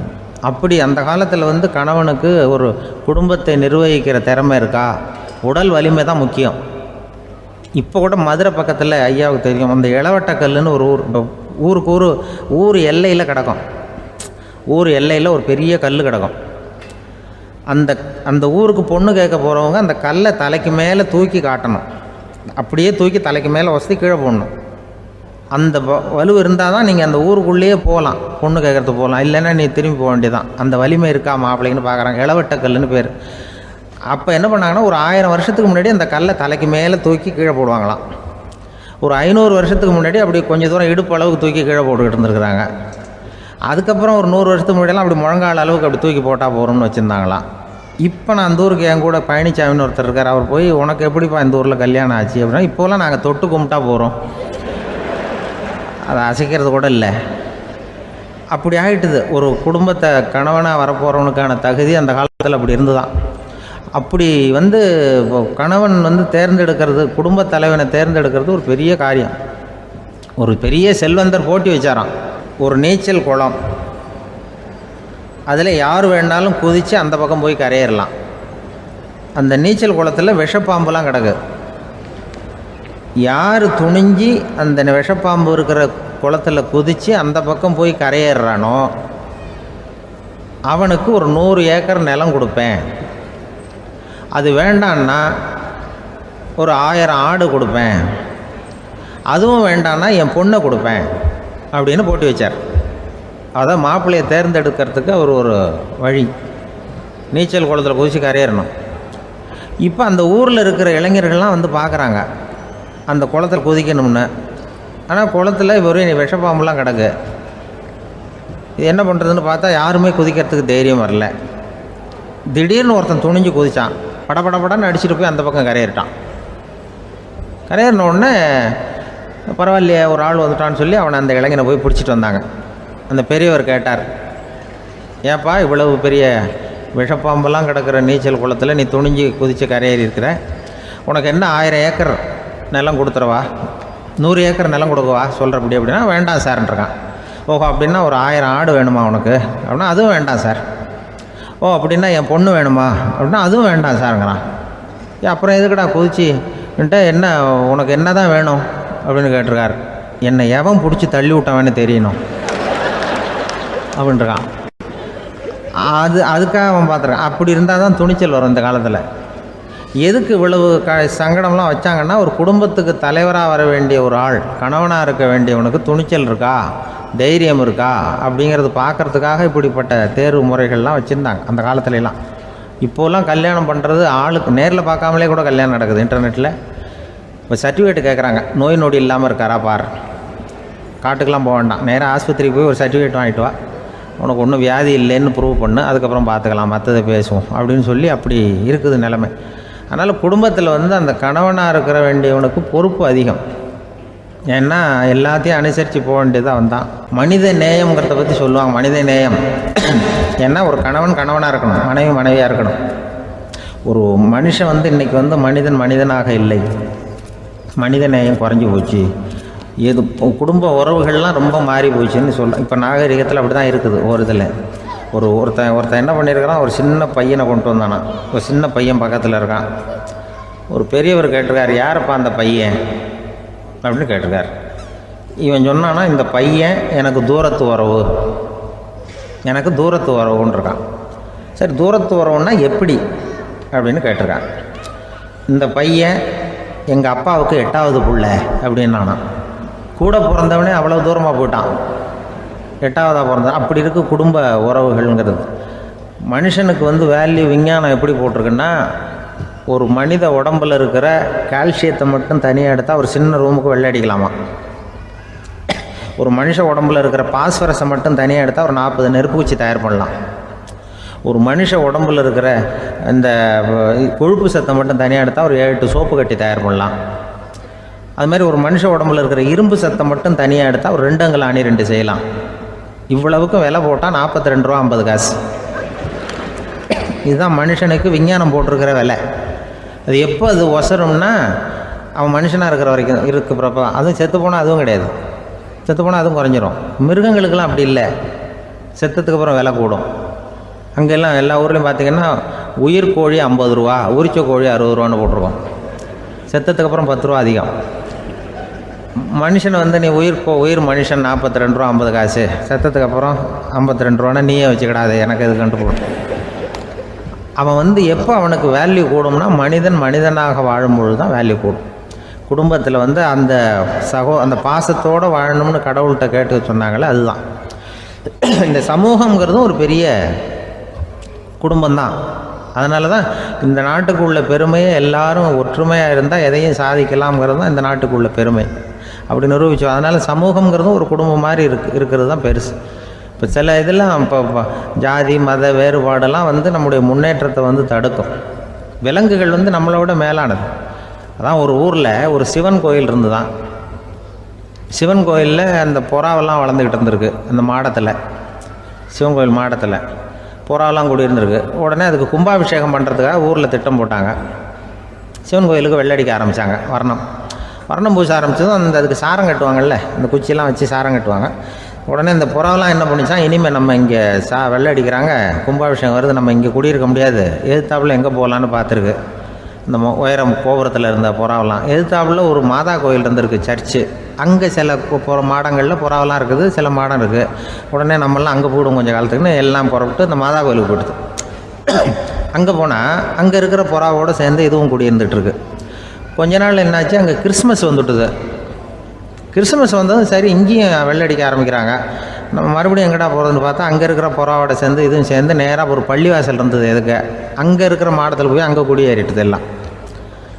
அங்கே போனால் அங்கே ரமலான் மாதம் வந்து ரம்ஜானுக்காக அதையும் புதுப்பிக்க ஆரம்பித்தாங்க. இது என்ன பண்ணுறதுன்னு சொல்லி இந்த 3 செட்டு புறாவும் சேர்ந்து என்ன பண்ணிச்சு, எங்கே போகலான்னு பார்த்தா மறுபடியும் அதுக்குள்ளே இந்த சிவன் கோயிலில் கும்பாபிஷேகம் முடிஞ்சிருக்கு. அங்கே போடுவோம் எல்லாருன்னு சொல்லி எல்லா புறாவும் அந்த சிவன் கோயிலுக்கு வந்துட்டுது. அங்கே போய் மாடத்தில் அதை குடியிருந்துட்டுது. அப்போ திடீர்னு ஒரு நாள் பார்த்தா ஒரே கலவரம் பூமியில் எல்லாம் ஒருத்தன் அருவாளை தூக்கிட்டு நிற்கிறான், குச்சி எடுத்து ஒருத்தனை சுட்டுக்கிறான். ஒரே கலவரம், சத்தம், ஒரே மத கலவரம் வந்துட்டுது ஊரில். அப்போது புறாவெல்லாம் மாடத்தில் இருந்துக்கிட்டு ஒரு குஞ்சு புறா அவங்க அம்மாட்ட கேட்டு தான், இது என்ன இந்த மனுஷனுக்கு என்ன ஆச்சு, அவன் கத்தியை தூக்கிட்டு நிற்கிறானே அப்படின்னு கேட்டு தான். ஒரு குஞ்சு புறா அவங்க அம்மாட்ட கேட்டுதான், அம்மா புறா. இப்போ அந்த புறா சொல்லித்தான், மனுஷனுக்கு இப்போ மதம் பிடிச்சிருக்கு, அதான் கத்தியை தூக்கிட்டு நிற்கிறான் அப்படின்ட்டுருக்க. இப்போ நமக்கெல்லாம் பிடிக்கலையே அப்படின்னு தான். அப்போ அந்த புறா சொல்லிச்சான், அந்த பாருமா, நாம் இந்த சிவன் கோயிலில் இருந்தாலும் நமக்கு புறான்னு தான் பேர், இந்த மாதா கோயிலுக்கு போனாலும் நமக்கு புறான்னு தான் பேர், பள்ளிவாசலுக்கு போனாலும் நமக்கு புறான்னு தான் பேர். அந்த மனுஷன் அப்படி இல்லை. அவன் இங்கே இருக்கிற வரைக்கும் இந்துன்னு சொல்லுவான், அங்கே மாதா கோயில் இருந்தான்னா கிறிஸ்தவன்னு சொல்லுவான், பள்ளிவாசலில் இருந்தான்னா முஸ்லீம்னு சொல்லுவான். அப்போ குஞ்சு புறா அது என்ன இப்படி பண்ணுறாங்க மனுஷங்க, இப்போ அவங்கள விட நம்ம வசதி போல் இருக்க, நம்ம தேவலாம் போல் இருக்க அப்படின்னு தான் அந்த குஞ்சு புறா. அப்போ அந்த தாய் புறா சொல்லிச்சான், உண்மை தான், அதனால தான் நம்ம மேலான இடத்துல இருக்கிறோம், அவன் கீழே நிற்கிறான் என்னமோ அப்படின்னு சொல்லிச்சான். இதுதான் அந்த குடும்பம்ங்கிறது, சமுதாயம்ங்கிறது ஒரு பெரிய குடும்பம். அது இந்த புறாக்கிட்டேருந்து மனுஷன் கற்றுக்க வேண்டியிருக்கு. அப்படி இருக்குது இன்றைக்கி மனுஷனுடைய நிலைமை. அதை புரிஞ்சுக்கணும். அப்படி தான் ஒவ்வொரு இதுலேயும் நாம் நடந்து கொள்ள வேண்டியிருக்குது. மிருகங்கள்டேருந்து கற்றுக்கிற வாய்ப்பெல்லாம் இருக்குது. அப்படி சொல்லுவாங்க, பிள்ளைகளை பற்றி சொல்லுவாங்க. இப்போ ராமர் லட்சுமணர் கதை சொல்லுவாங்க. அதாவது ராமரும் பரதனும் பந்து விளையாடிக்கிட்டு இருந்தாங்களாம் சின்ன வயசில் பந்து விளையாடிட்டு இருந்தாங்களாம். உடனே ராமர் வந்தாராம், கோசலை அவங்க அம்மா மடியில், கோசலை மடியில் சோர்ந்து போய் உட்காந்தாராம். சந்தோஷமாக உட்காந்துருக்காரு. அப்போ அந்த கோசலை அம்மா கேட்டாங்களாம், ஏன்ப்பா அப்படி இவ்வளவு சந்தோஷமாக இருக்கே, என்ன காரணம் அப்படின்னு கேட்டிருக்காரு. அப்படின்னு அந்த அம்மா கேட்டிருக்கு. ராமன் சொன்னான்னா, இது என் தம்பியோட நான் பந்து விளையாண்டுக்கிட்டு இருந்தேன், பரதன் அவன் ஜெயிச்சுட்டான், நான் தோத்துட்டேன், என்னை அவன் ஜெயிச்சுட்டான், அவனுடைய வெற்றி எனக்கு சந்தோஷமாக இருக்குது, தம்பியோட வெற்றி, அதனால் நான் சந்தோஷமாக இருக்கேன்னு சொல்லியிருக்கு. அந்த அம்மாவுக்கு ரொம்ப சந்தோஷம், தம்பி ஜெயிக்கிறாங்கிறத பற்றி அண்ணன் சந்தோஷப்படுறானே அப்படின்னு. கொஞ்ச நேரத்தில் பரதன் வந்திருக்கான். அவன் சோர்ந்து போய் கலங்கி போய் அதே அம்மா மடியில் உட்காந்துருக்கான். நீ தான் ஜெயிச்சுட்டியாமே, நீ என்னத்துக்கு வருத்தப்பட்டுக்கிட்டு வர அப்படின்னு கேட்டிருக்க அந்த அம்மா. அப்போ பரதன் சொன்னானா, நான் ஜெயிக்கணுங்கிறதுக்காக அண்ணன் விட்டு கொடுத்தாரு, தோத்துட்டாரு, அதனால் எனக்கு வருத்தமாக இருக்குது, உண்மையில் அவர் தான் ஜெயிச்சிருக்க வேண்டியது, எனக்காக விட்டு கொடுத்தாரு அண்ணன், அதனால் நான் வருத்தப்படுறேன்னா. அப்போ அந்த அம்மா சொல்லிச்சான், இப்படி தான் தம்பியினுடைய வெற்றி அண்ணனை சந்தோஷப்படுத்துது, அண்ணனுடைய தோல்வி தம்பியை வருத்தப்பட வைக்குது, இப்படி தான் இருக்கணும் அண்ணன் தம்பின்னா, அப்படி தான் குடும்பத்தில் இருக்கணும்னு சொல்லி அந்த அம்மா சொன்னதாக சொல்லுவாங்க ராமாயண கதை. அதே போல் இப்போ இதில் வரும், நபிகள் நாயகத்தினுடைய பேரர்கள் பாத்திமாவனுடைய பிள்ளைகள் 2 பேர், ஹசன் ஹுசைன் 2 பேர் நபிகள் நாயகத்தினுடைய பேரன்மார்கள். அன்னை பாத்திமாவனுடைய குழந்தைகள். ஹசனும் ஹுசைனும் பேசிக்கிறதே இல்லையா கொஞ்ச நாள். இந்த அம்மாவுக்கு அதை பார்க்குறாங்க, ஏதோ அண்ணன் தம்பிக்குள்ளே ஏதோ தகராறு போல் இருக்கு, ஏன் பேசிக்க மாட்டேங்கிறாங்க அப்படின்னு சொல்லி அந்த பிள்ளைகளை கூப்பிட்டு வச்சு அந்த அம்மா புத்தி சொல்லிச்சான். இந்த பாருப்பா, நீ அண்ணன் தம்பிக்குள்ளே இது மாதிரி இருக்கக்கூடாது, உங்கள் பாட்டனார் ஒரு புத்திமதி சொல்லியிருக்காரு, உனக்கு தெரியுமா, ஒரு முஸ்லீம் இன்னொரு முஸ்லீமோடு 3 நாட்களுக்கு மேல் பேசாமல் இருந்தால் அது அவனை கொலை செய்வதற்கு ஒப்பாகும் அப்படின்னு நபிகள் நாயகம் சொல்லியிருக்கார், தெரியுமா உனக்குன்னு அந்த அம்மா சொல்லிச்சான். அப்போ அந்த தம்பிக்காரர் சொன்னாராம், ஹுசைன் சொல்லியிருக்கார், அதுவும் எனக்கு தெரியும், அதே தாத்தா பாட்டனார் என்ன சொல்லியிருக்காருன்னா, அந்த 2 பேரில் யார் முதல்ல சலாம் சொல்கிறாங்களோ, யார் முதல்ல முன்னாடி பேசுகிறாங்களோ அவங்களுக்கு சொர்க்கம் கிடைக்கும், இறைவனுடைய ஆசி கிடைக்கும்னு சொல்லியிருக்கிறார். அந்த ஆசி அண்ணனுக்கு கிடைக்கட்டுமேங்கிறதுக்காக நான் பேசாமல் இருக்கிறேன் அப்படின்னா. அந்த ராமனும் பரதனும் எப்படி இருந்தாங்களோ அப்படி தான் ஹசனும் ஹுசைனும் இருந்திருக்கிறார்கள். அந்த பாசம்தான் குடும்பத்தில் வேணும். ஒரு அம்மா சொல்லுது, அதாவது கணவன் மனைவியாக இருந்துட்டு அப்புறம் விவாகரத்து வாங்கிட்டு அதுக்கப்புறம் அந்த அம்மா பேசுகிறத நேற்று தொலைக்காட்சியில் போட்டாங்க. அது என்ன சொல்லுதுன்னா, நாங்கள் கணவனும் மனைவியாக இருக்கிறப்போ எங்களுக்குள்ளே சண்டை வந்துக்கிட்டு இருந்தது, இப்போ விவாகரத்து வாங்கிட்டு இப்போ நண்பர்களாக இருக்கிறோம், இப்போ சண்டையே வர்றதில்லை எங்களுக்குள்ளே. அப்படி பாருங்கள், கணவன் மனைவியாக இருந்தப்போ சண்டை வந்து தான், விவாகரத்து வாங்கினது மறுபடியும் நாங்கள் நல்லபடியாக தான் இருக்கிறோம், ஒன்றும் எங்களுக்கு சண்டை வரல. அப்படி இருக்குது இப்போ காலம் போய்கிட்டுருக்கு. நேற்று அப்படி ஒரு இது என் கூட வேலை பார்க்குறப்போ ஒரு அம்மா இருந்தாங்க. அவங்க எப்போதும் அவங்க வீட்டுக்காரர் படத்தையே வச்சுருப்பாங்க, கையில் பத்திரமா வச்சுருப்பாங்க. அவ்வளவு மரியாதை மதிப்புன்னு சொல்லி நாங்கள்லாம் அவங்கள பெருசாக நினைப்போம். இது எதுக்குமா அவங்க வீட்டுக்காரர் படத்தை பத்திரமா இல்லை கையிலேயே வச்சுருக்கீங்களே, ஆஃபீஸுக்கெல்லாம் எடுத்துகிட்டு வச்சு அடிக்கடி எடுத்து பார்த்துக்குவாங்க. அவ்வளவு பிரியமாக அவங்க வீட்டுக்காரர் இல்லை. ஆமாம், எனக்கு ஏதாவது பிரச்சனை வந்துவிடுதுன்னா உடனே எங்கள் வீட்டுக்காரர் படத்தை எடுத்து பார்ப்பேன். பரவாயில்ல, இப்படி ஒரு இதாக, ஆமாம் இதை பார்த்துட்டு நினச்சிக்குவேன், இதை விட பிரச்சனை வேறு என்ன இருந்துட போகுது உலகத்தில் அப்படின்னு நினச்சிக்குவேன். உடனே எனக்கு எல்லாம் போயிடும் அப்படின்ட்டு தான். அப்படி ஒரு அம்மா இருந்தாங்க, இப்போவும் இருக்காங்க, வேலை பார்த்துக்கிட்டு இருக்காங்க. அப்படிலாம் இங்கே இருக்கிற தாய்மார்கள் பெண்கள் யாராவது அப்படி கூட பண்ணலாம். எப்போதுமே உங்கள் வீட்டுக்காரர் படத்தை கையில் வச்சுக்கோங்க. அது ஒரு யோசனை, குடும்பம் குதூகலமாக இருக்கிறதுக்கு அது ஒரு யோசனை. அதே மாதிரி இவங்களும் அவங்க படத்தை வச்சுக்கலாம். வச்சுக்கிட்டு பிரச்சனை வரும்பொழுது பார்த்துக்கணும், இதை விட நமக்கு என்ன வந்துட போகுது பெருசா அப்படின்னு. அப்படி தான் இருக்கணும். குடும்பம் நல்லபடியாக இருக்கணும்னா அதுக்கு இப்போ சொல்லுவாங்க, கடவுளே ஒரு வீட்டு கணவன் வீட்டு தலைவர் கனவுல வந்தாராம். கடவுள் இது மாதிரி உன்னை விட்டுட்டு உங்கள் குடும்பத்தை உன்னையெல்லாம் விட்டுட்டு போக போகிறேன்னா, அதனால் ஏதாவது வர வேணும்னா கேட்டு போய் வாங்கிக்கோ அப்படின்னு கடவுள் சொன்னாராம் இந்த குடும்ப தலைவர்கிட்ட. அவருக்கு என்ன கேட்குறதுன்னு புரியல. கடவுள் விட்டுட்டு போகிறேங்கிறார், ஏதாவது வரம் கேட்டுக்கோ அப்படின்னா நம்ம என்ன பண்ணுறது, என்ன கேட்குறதுன்னு ஒன்றும் புரியல. குழம்பிக்கிட்டு இருந்தான் அந்த ஆள் கனவில். இப்போ கடவுள் சொன்னாராம், சரி நீ ரொம்ப குழப்பமாக இருக்க, நாளைக்கு மறுபடியும் உன் கனவில் வரேன், அதுக்குள்ளே நீ முடிவு பண்ணி வை, உனக்கு என்ன வரம் வேணுமோ கேட்டு வாங்கிக்கோ, உனக்கு வரம் கொடுத்துட்டு நான் போயிடுறேன், உன்னை விட்டுட்டு போகிறதா நான் முடிவு பண்ணிட்டேன் அப்படின்ட்டுருக்காரு கடவுள். சரி ஒரு நாள் அவகாசம் கொடுங்க, நாளைக்கு நான் அதுக்குள்ளே முடிவு பண்ணி வைக்கிறேன்ட்டு அவர் வந்தார். மறுநாள் முழிச்சுக்கிட்டு மனைவி மகன் மக்கள் எல்லோரையும் கூப்பிட்டார், குடும்பத்தில் எல்லாரையும். இப்படி வாங்க, இது மாதிரி நேற்று கனவுல வந்தார் கடவுள், நம்மளை விட்டுட்டு போக போகிறாராம், என்ன வரம் வேணும்னு கேட்டு வாங்கிங்கோ அப்படின்னு போய் சொல்லிட்டார். என்ன கேட்குறதுன்னா அப்படின்னு அந்த கணவன் கேட்குறான். இந்த மனைவி சொல்கிறாங்க, என் உடம்பு பூரா நகையாக இருக்கணும் அப்படின்னு கேளு அப்படின்ட்டுருக்கு. அதுக்குள்ளே அந்த ஒரு பொண்ணு ஓடி அப்படிலாம் கேட்காதப்பா கடவுள்கிட்ட, இப்போ இருக்கிற சொத்து எவ்வளோ இருக்கோ அதுபோல் இன்னொரு பங்கு வேணும்னு கேளு அப்படின்னு. அந்த பையன் அவன் வேறு சொன்னான், அவன் அது நமக்கு இது போல் ஒரு 10 பங்காவது வேணும், 2 பங்களா கார் வேணும் அப்படின்னு அவன் ஒரு லிஸ்ட்டை கொடுத்தான். இவர் என்ன கேட்குறதுன்னு முடிவு பண்ணுறதுக்குள்ள அங்கே வேலை செய்கிற அம்மா, ஒரு வயசான அம்மா வந்திருக்கு, வேலை செய்கிற அம்மா. அது சொல்லிச்சான் இவர்கிட்ட, தப்பாரு கடவுள்கிட்ட அப்படிலாம் கேட்காதப்பா, நாளைக்கு வரும்பொழுது என்ன வர வேணும்னா எங்கள் குடும்பத்தில் எல்லாரும் அன்பாக இருக்கணும், பாசமாக இருக்கணும்னு கேட்டு வாங்கிக்கோ வரத்தை, அன்பு பாசம் குடும்பத்தில் எப்போதும் நிலவணும்னு கேட்டு வாங்கிக்கோ, வேற எல்லாம் நம்ம பார்த்துக்கலான்னு அந்த பெரியம்மா சொல்லிச்சான். மறுநாள் அதே மாதிரி படுத்து தூங்கினார். கடவுள் கனவுல வந்தார்.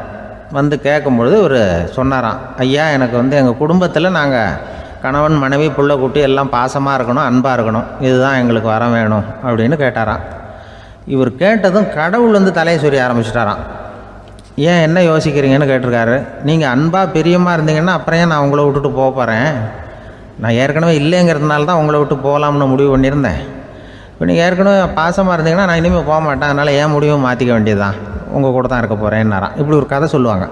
அதனால் ஒரு குடும்பத்தில் அந்தந்த உறவு முறைகள் சரியாக இருக்கிற வரைக்கும் எல்லாம் நல்லாயிருக்கும். அங்கே தான் இறைவன் வாழும் இல்லம்ங்கிறாங்களே, அதுதான் அதில் அந்த குடும்ப தலைவருங்கிறவர் கணவன் அப்படிங்கிறதுனால அவருக்கு தான் பொறுப்பு. அவருக்கு நிறைய சகிப்புத்தன்மை வேணும், கோபம் வரக்கூடாது, யார் என்ன சொன்னாலும் போகணும். சில கணவன்மார்கள் எது சொன்னாலும் மனைவி தட்டுறதில்லை, அங்கே போனால் போவாங்க, எதுக்கு போக சொல்கிறேன்னு கேட்குறதில்ல, போகிறது, இங்கே வான்னா வர்றது. திருவள்ளூர் மனைவி இருந்தாருன்னு சொல்கிறாங்கல்ல, அது மாதிரி. அது எப்படின்னா ஒருத்தர் சொன்னார், அது அப்படி இல்லை, அதுக்கு ஒரு கதை சொன்னார். ஹிட்லர் வந்தாராம் ஒரு தடவை, ஒரு பெரிய கப்பல் மேலே, கப்பலுடைய மேல் தளத்தில் ஹிட்லர் வந்துக்கிட்டு இருக்கார்.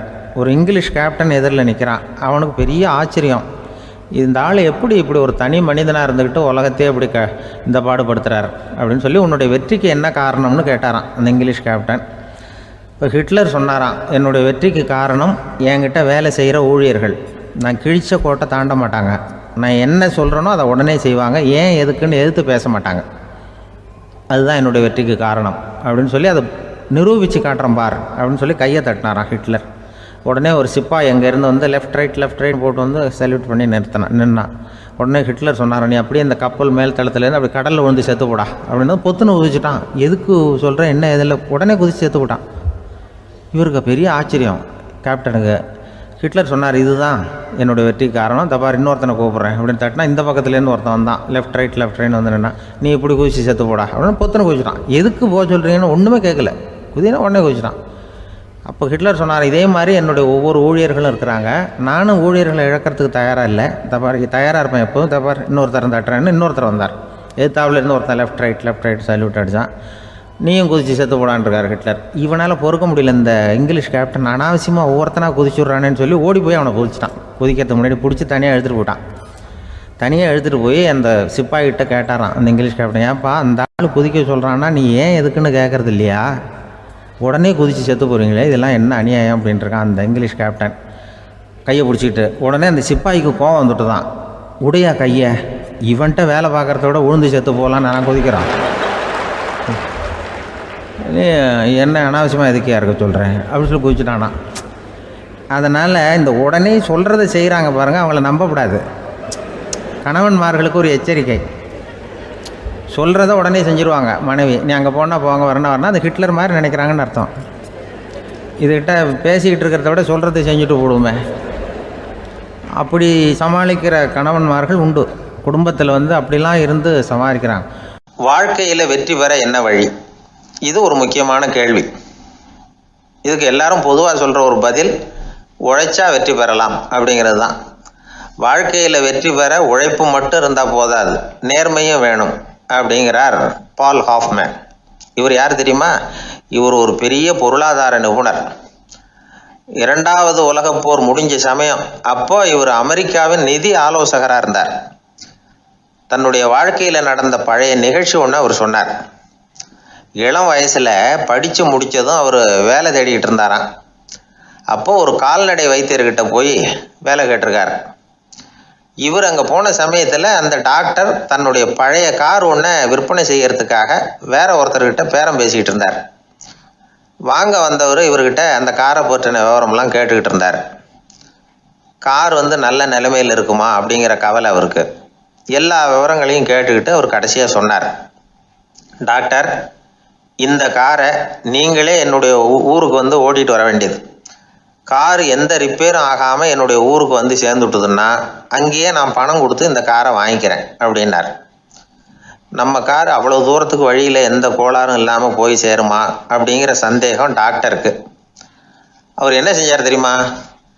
தன்கிட்ட வேலை கேட்டு வந்திருந்த இளைஞர் பால் ஹாஃப்மேனை கூப்பிட்டார்.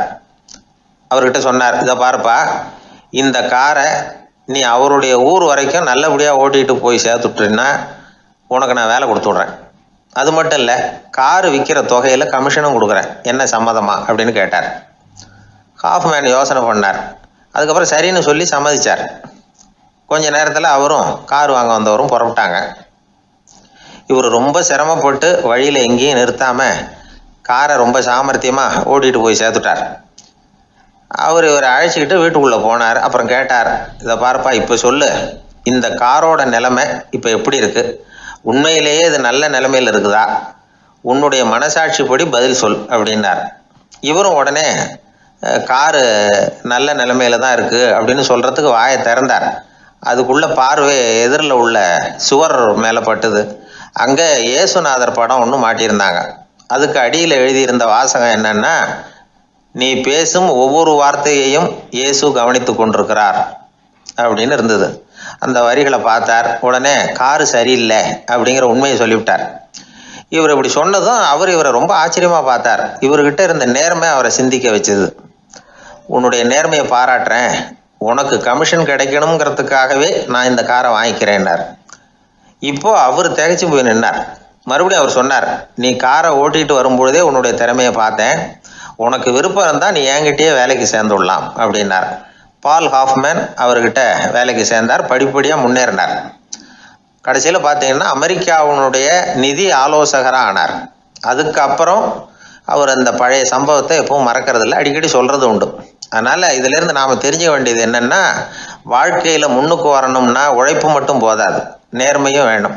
ஆனால் இந்த காலத்தில் சிலருடைய நேர்மை நமக்கு ஆச்சரியமாக கூட இருக்கும். ஒருத்தர் புஸ்தக கடை வச்சுருந்தார். ரொம்ப நேரமாக தேடி ஒரு புத்தகத்தை கையில் எடுத்தார். அதுக்கு பில் போட சொன்னார். அந்த புத்தக கடைக்கு வந்த இன்னொருத்தர் பில் போடுறவர், சார் இந்த புத்தகம் மகா அறுவை, மகா மட்டம், இது வேணாம் உங்களுக்கு, வேற ஏதாவது ஒன்று பாருங்கன்னார். புத்தக கடை வச்சிருக்கிறவரே இப்படி சொன்னார். வாங்க வந்தவர் இவர் ஆச்சரியமாக பார்த்தார். உங்கள் நேர்மையை பாராட்டுறேன், அது சரி, இந்த புத்தகத்தை ஏற்கனவே நீங்கள் படித்து பார்த்துட்டீங்களான்னு கேட்டார். அதை படித்து வேற பார்க்கணுமான்னார். அப்புறம் எப்படி இது மகா மட்டம்னு சொல்கிறீங்க அப்படின்னார். அதை எழுதினவனே நான் தான் சார் அப்படின்னார் அவர். இது ஒரு விதமான நேர்மை, நேர்மையை ஒத்துக்கிறது. எப்படி இருந்தாலும் வாழ்க்கையில் உழைப்பும் நேர்மையும் உயர்வதற்கு வழிகள். உழைப்பை விட நேர்மை முக்கியம் அப்படிங்கிறத புரிந்து கொண்டால் வாழ்க்கையில் வெற்றி நிச்சயம். ஒரு பூங்கா, அங்கே ஒருத்தர் நின்றுட்டு இருக்கிறார். நின்றுக்கிட்டே ஏதோ ஆழ்ந்த யோசனையில் இருக்கிறார். அந்த பக்கமாக இன்னொருத்தர் வந்தார். இவரை கவனித்தார். என்ன யோசனைன்னு கேட்டார். எப்படி எழுந்திருக்கிறதுன்னு யோசனை பண்ணிட்டு இருக்கிறேன்னாரு அவர். கேட்டவருக்கு ஒரு மாதிரி ஆயிட்டுது. ஏற்கனவே நின்றுக்கிட்டு இருக்கிற ஒருத்தர் எப்படி எழுந்திரிச்சு நிற்கிறதுன்னு யோசிக்கிறாருன்னா அது ஆச்சரியம் தானே. அதுக்கப்புறம் இவர் யோசிக்க ஆரம்பித்தார், என்ன இவர் இப்படி பேசுகிறாரு அப்படின்னு. கீழே விழுந்தால் தானே எழுந்திரிச்சு நிற்க முடியும். அதனால் எழுந்திரிக்கணும்னு நினைக்கிறவங்க முதல்ல கீழே விழணும். இவர் முதல்ல கீழே விழணும், அதுக்கப்புறம் தான் எழுந்திருக்கிறது எப்படின்னு சிந்திக்க முடியும். இந்த உலகத்தில் எல்லாருமே கீழே விழுந்து எழுந்தவர்கள் தான். இப்போ இந்த குழந்தை பருவத்தில் கீழே விழாமல் நடைபயில கற்றுக்கிட்டவங்க யாராவது உண்டா? சின்ன வயசில் ஒரு தடவை கூட கீழே விழலை சார், அப்படியே பிறந்தார் வளர்ந்தார் பெரியவர் ஆயிட்டார் அப்படின்னு யாரையும் சொல்ல முடியாது. அதனால் மனுஷங்கிறவன் விழுந்து புரண்டு எழுந்து தான் நடக்க கற்றுக்கிறான். ஒரு உண்மையை நாம் எல்லாரும் புரிஞ்சுக்கணும். இந்த உலகத்தில் தவறு செய்யாத மனிதர்களே யாரும் கிடையாது. அப்படி இருக்கிறப்போ எப்போதாவது நாம் தவறு பண்ணிவிட்டோம்னா அதுக்காக மனசு உடஞ்சி போயிடக்கூடாது, வாழ்க்கையில் வெறுப்பு வந்துடக்கூடாது. ஒரு தவறு நடந்துவிட்டுதா அதுக்காக மனசு உடஞ்சி போடாதீங்க, அதை ஒரு பாடமாக எடுத்துக்கங்க. அதே தவறு மறுபடியும் நடக்காமல் வேணும்னா பார்த்துக்கலாம், அது போதும். தடைக்கல்ல படிக்கல்லாம் மாற்றிக்கணும், இதுதான் இதில் முக்கியம். ஒரு அலுவலகம், அங்கே ஒரு அதிகாரி, அவர் உயர்ந்த பதவியில் இருந்தார், சிறந்த நிர்வாகின்னு பேர் வாங்கினவர். அவர் தனக்கு கீழே வேலை செய்கிறவங்க கிட்டெல்லாம் சொல்லுவாராம், இந்த நிறுவனத்தில் நீங்கள் எத்தனை தடவை வேணும்னாலும் தவறுகள் செய்யலாம், ஆனால் ஒரே விஷயம் என்னென்னா ஒரே தவறை மறுபடியும் செய்யக்கூடாது, அது முக்கியம் அப்படின்பாராம். இதை மேம்போக்காக பார்த்தா அவர் ஏதோ தன்னுடைய ஊழியர்களை தவறு செய்ய தூண்டுறது மாதிரி தெரியும். ஆனால் உண்மை அப்படி இல்லை. இன்னைக்கு என்ன நடக்குது தெரியுமா? அநேகமாக எல்லா மனிதர்களுமே ஒரே தவறை தான் மறுபடியும் மறுபடியும் செய்கிறாங்க. விளையாட்டு வீரர்கள் ஒரே மாதிரியான தவறுகளை திரும்ப திரும்ப செய்கிறது உண்டு. கணக்கு எழுதுகிறவங்கள பாருங்கள், ஒரே தப்பை மறுபடியும் மறுபடியும் செய்வாங்க. அலுவலகம் வருகிறவர்களை கவனிங்க, ஒரு நாள் தாமதமாக வந்தால் பரவாயில்ல, தினமும் தாமதமாக வருவாங்க. இது மாதிரி செய்த தவறையே திரும்ப திரும்ப செய்கிறதுக்கு என்ன காரணம் அப்படின்னா சோம்பல், ஞாபக மறதி, கவனக்குறைவு, தன்னுடைய திறமை பேரில் அளவுக்கு மீறிய நம்பிக்கை, இப்படி இதில் ஏதாவது ஒரு காரணமாக இருக்கலாம் அப்படிங்கிறாங்க இது பற்றி ஆய்வு செய்கிற வல்லுநர்கள்.